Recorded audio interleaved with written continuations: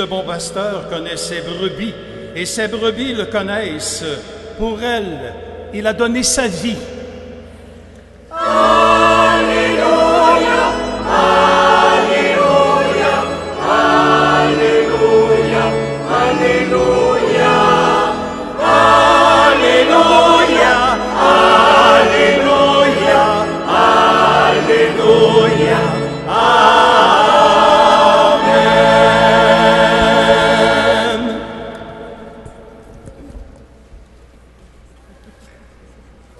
Le Seigneur soit avec vous.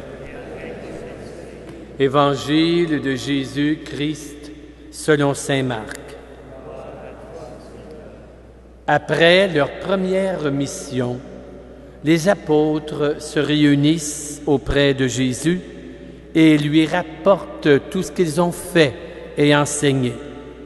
Et Jésus leur dit, « Venez à l'écart, dans un endroit désert, et reposez-vous un peu. » De fait, les arrivants et les partants étaient si nombreux qu'on n'avait même plus le temps de manger. Ils partirent donc dans la barque vers un endroit désert, à l'écart. Mais la foule les virent s'éloigner. Beaucoup les reconnurent.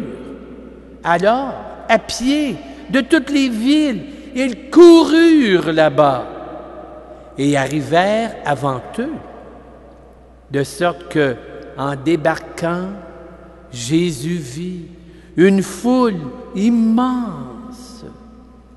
Et Jésus fut saisi de pitié envers eux, parce qu'ils étaient comme des brebis sans berger.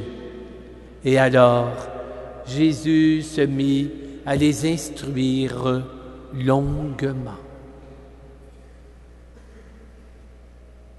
Acclamons la parole de Dieu.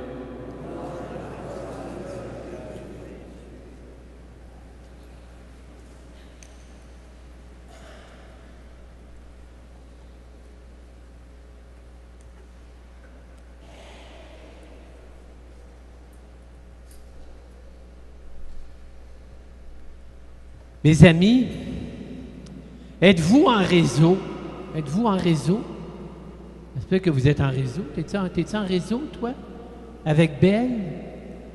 Avec l'Internet? Avec Dieu? Ah ben c'est bien mieux, ça. Hein? Ben oui, on a toutes sortes de réseaux. Ben, aujourd'hui, on a le réseau Internet. Mais l'être humain vient au monde dans un réseau. Le réseau de la famille, le papa, la maman, les mononcles, ma tante, les cousins, les cousines. On vient au monde dans un réseau. Hein? Le réseau familial. On grandit dans un réseau. Et parfois, les réseaux changent. Après la famille, on découvre un autre réseau à l'école. Et ensuite, on continue, puis des fois, on crée un autre réseau. Hein? Les gens qui se marient, qui fondent une famille, ils ont un autre réseau. On a parfois un réseau d'amis et un réseau de collègues de travail. On a toutes sortes de réseaux. L'être humain vit dans des réseaux. On a besoin de réseaux comme ça. Or, c'est frappant dans l'Évangile, surtout l'Évangile de Marc, la première chose que Jésus fait, je pense que c'est dès le premier chapitre, au verset 17, Jésus crée un réseau. Il y en avait déjà des réseaux. Il y avait son réseau de famille, son réseau religieux, différentes sortes de réseaux, mais il en a créé un nouveau. Il a marché sur le bord de la mer, il a appelé Pierre, André, Jacques, Simon, les 4 premiers, et éventuellement, il va en avoir combien? Combien d'apôtres? 12! Ça, c'est un nouveau réseau.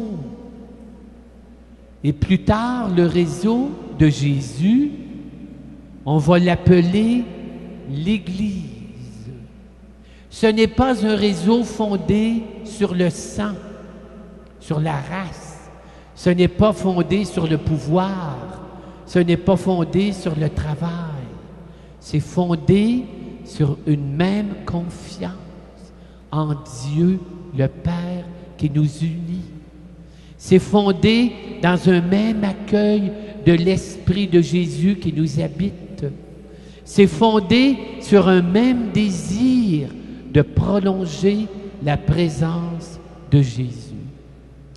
Et là, je me suis posé une question. En préparant la messe, je lisais le « Je crois en Dieu ». Connaissez votre « Je crois en Dieu », le Père Tout-Puissant, Créateur du ciel et de la terre, etc., etc., descendu aux enfers et monté au ciel, assis à la droite de Dieu, le Père Tout-Puissant, d'où il viendra juger les vivants et les morts.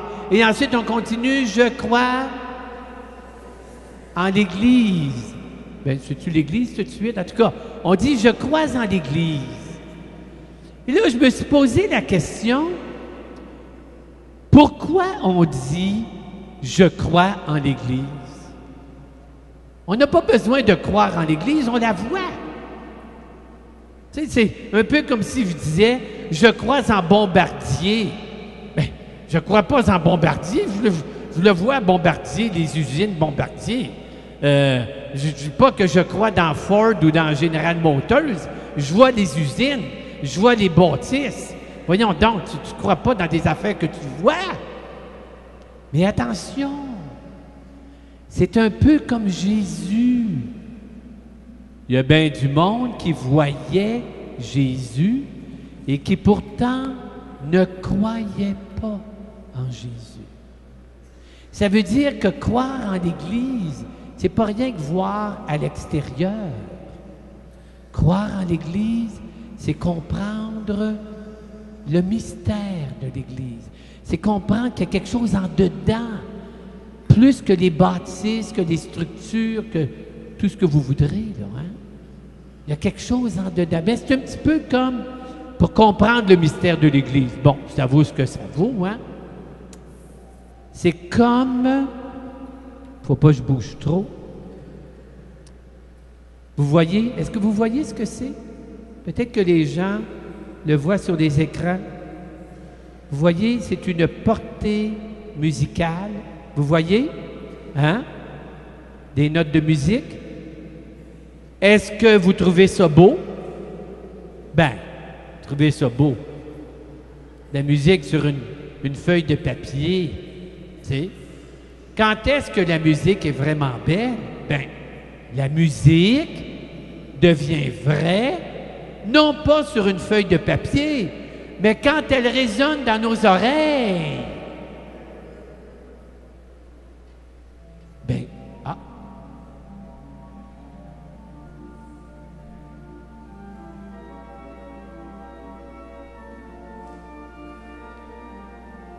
C'est beau, là, hein? C'est plus beau que sa feuille.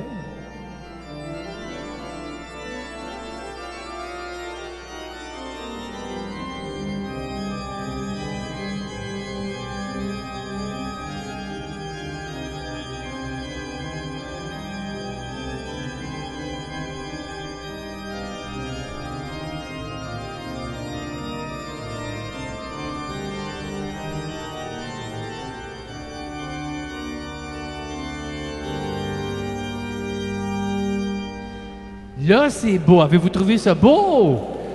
Hey! Puis pourtant, j'avais la même musique sur ma feuille, puis vous n'avez pas applaudi. Vous n'avez pas trouvé ça bien beau. Hein? Pourquoi? Bien, la musique, c'est beau quand ça rentre dans un être humain, dans une intelligence, dans un corps, jusqu'au bout des doigts. Et que là, la musique, on l'entend. On l'entend parce qu'elle a habité un être humain. Mais mes amis, c'est un peu ça, l'Église. Voyez-vous, ici, c'est comme ma portée musicale. L'Évangile, là, c'est juste un livre. C'est juste des feuilles de papier. L'Évangile devient beau quand il rentre en dedans de nous, quand il fait chanter notre cœur et notre vie. Là, l'Évangile devient vivant. Et l'Église, c'est ça. C'est l'Évangile avec un visage. C'est l'Évangile qui sourit. C'est l'Évangile qui pardonne. C'est l'Évangile qui donne la main. C'est l'Évangile qui aide. Ça, c'est le mystère de l'Église. Maintenant, je vais plus loin. Qu'est-ce que c'est l'Église? Comment comprendre l'Église? Bien, j'ai trouvé une comparaison. Mes amis, l'Église, c'est comme une équipe de hockey.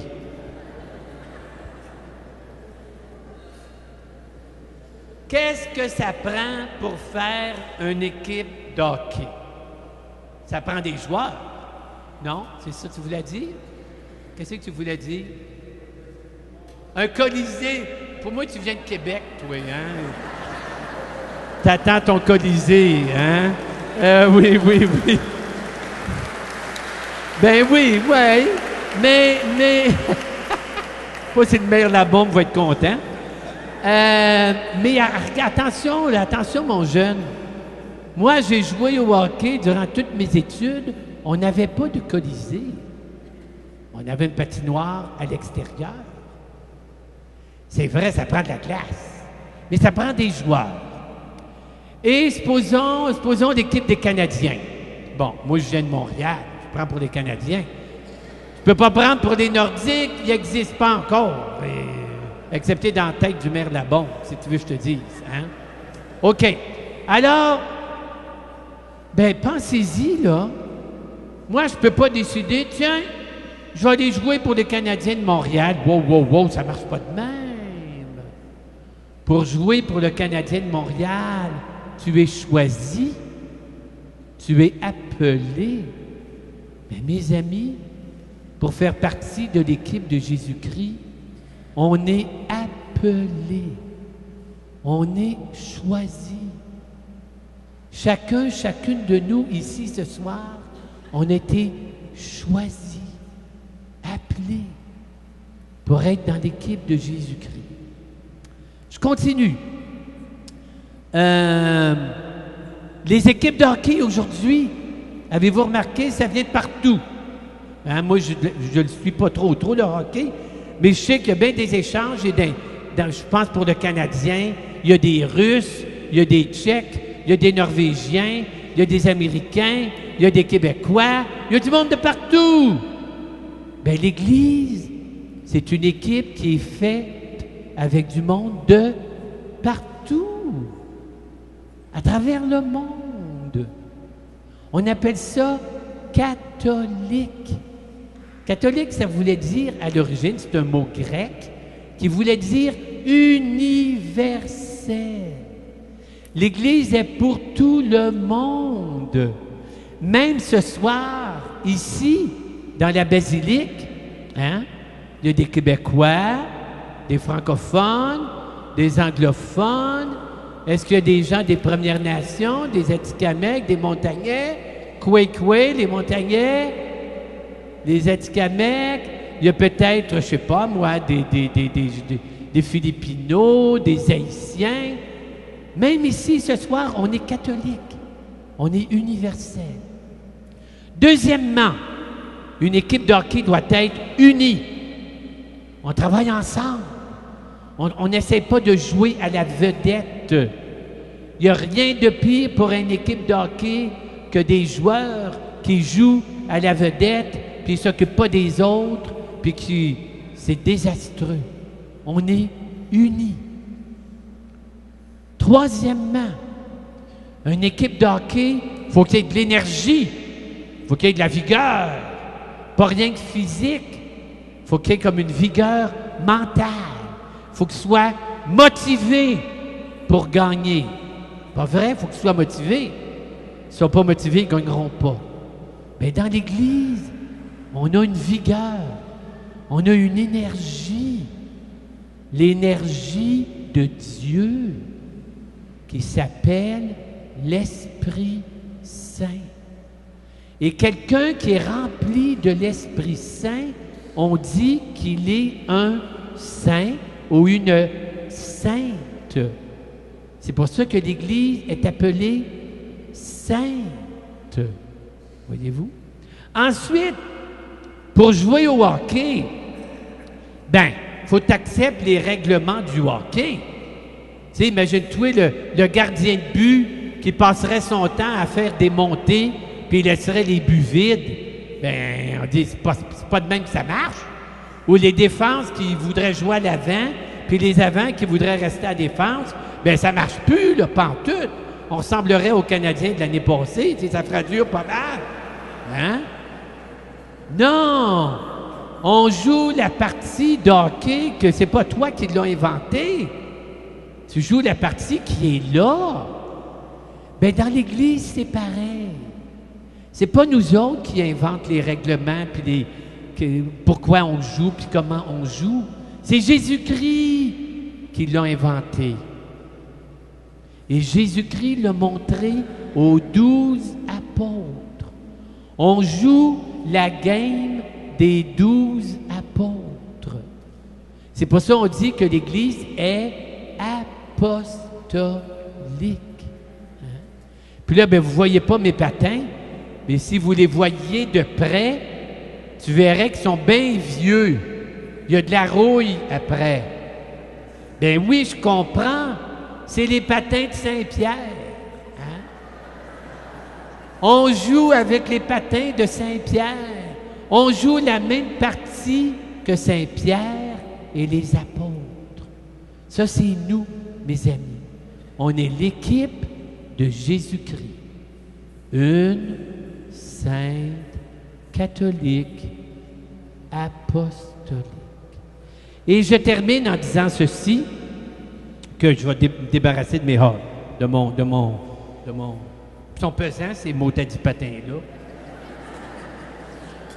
Bon, vous savez, des fois, dans un club de hockey, il y a des affaires qui se passent pas belles.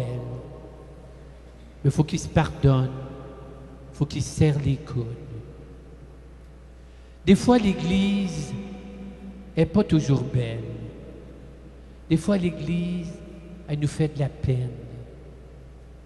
Des fois, l'Église, elle nous semble plus pécheur. Elle ressemble plus à un pécheur qu'à Jésus. Mais il faut l'aimer, l'Église. Je vais vous dire pourquoi. C'est un prêtre qui m'avait dit ça. Il dit, l'Église, c'est ma mère. L'Église m'a mis au monde spirituellement. L'Église m'a nourri, m'a fait grandir dans la foi. L'Église m'a révélé les trésors de la parole de Dieu. Je ne peux pas cracher sur ma mère. J'admets ses faiblesses, j'admets ses péchés, mais c'est ma mère. C'est celle qui nous met au monde spirituellement. Et Saint Paul, il dit quelque chose de bien spécial, je pense que c'est dans la lettre aux Éphésiens. Il dit, Jésus, il a vu l'Église, puis l'Église était toute sale. Hein? Pensez-vous qu'il a dit, t'es bien sale, je t'aime pas. Mais non, qu'est-ce qu'il a fait Jésus? Il s'est approché. Saint Paul nous dit, il a donné un beau bain avec du bubble bath, comprends-tu? Puis il l'a parfumé, puis il l'a rendu belle. Quand je vois l'Église qui parfois n'est pas belle, je dois me poser la question, comment est-ce que moi, Georges m'adore, comment je peux rendre l'Église de Jésus-Christ plus belle? Mes chers amis, disons un merci, un gros merci à Jésus, parce qu'il nous a appelés pour être dans son équipe. Et demandons-lui d'aimer l'Église pour laquelle lui, Jésus, a donné sa vie.